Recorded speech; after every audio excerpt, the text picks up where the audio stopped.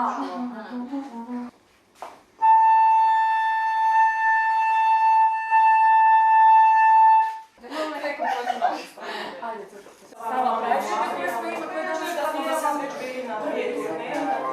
slušao da vizualni dojam, to neću. Zagrebački ansambl flauta jedinstven je u ovoj regiji.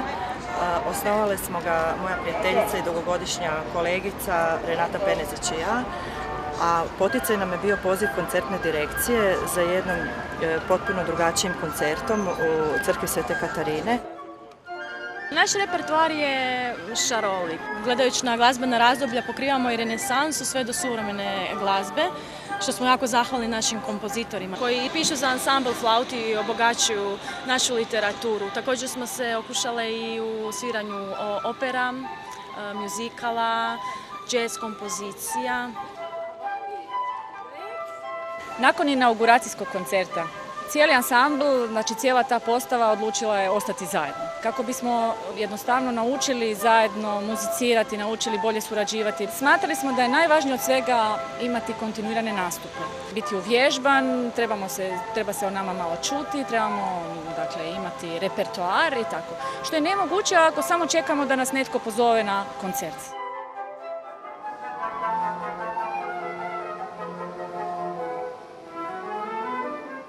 Praizvedbe smatramo da su jako važne, na taj način širimo naš repertoar, širimo općenito repertoar za sve flautističke ansamble u svijetu.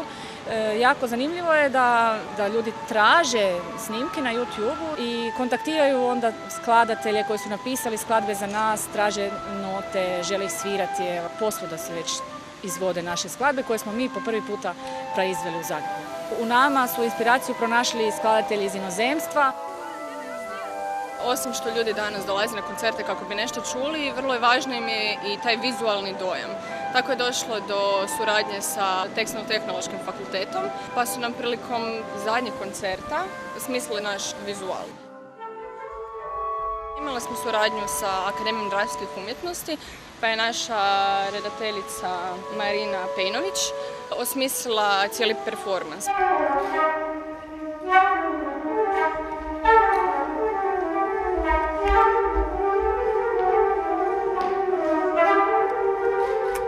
Iduća koncertna sezona će se nastaviti u Kući arhitekture Oris, gdje smo nedavno preselili u tako jednom modernom prostoru. Većinom sviramo naš modern repertoar. Naš ansamblu zna biti od 4, nekad znači čak i više od 10. Također imamo instrumente od pikola do bas flaute, tako da nam je zvuk raznolik, izvodimo razne efekte koji su ljudima jako zanimljivi. I do sad su sve kritike bile pozitivne. Mislim da su svi odlazili sa smiješkom na licu s koncerata. Osjetimo koliko god da smo uživljene u svoje muziciranje, da publika pažljivo prati naše pokrete, čak i diše s nama. I naravno najvažnije da nam nakon koncerta dođu zadovoljni i sa pozitivnim kritikama. Naše sezone se generalno nazivaju 3-godišnja doba, budući da imamo 3 koncerta u sezoni, ali podnaslov je ovog puta Glazbeni vremeplov, a koncerti su nazvani jučer, danas, sutra. Također biramo neke prostore koji su muzejskog karaktera, koji u biti potiču i kreativnost samih nas i na taj način pozivamo i druge grane umjetnosti koji će sudjelovati u tome.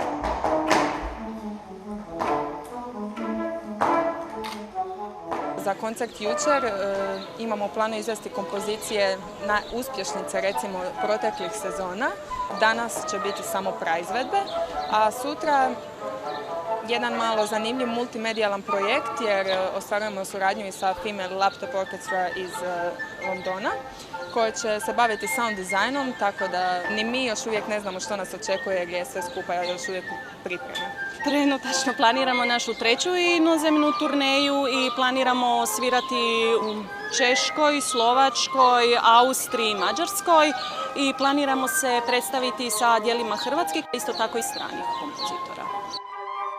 Budući da je ovo jedinstven ansambl na takvim prostorima, jedinstven je među ostalim i zbog toga što imamo posebne instrumente. Znači ne radi se samo o običnim flautama, standardnim koje možete vidjeti u orkestru i na televiziji, već se radi i o malo većim flautama, o alt flauti, bas flauti.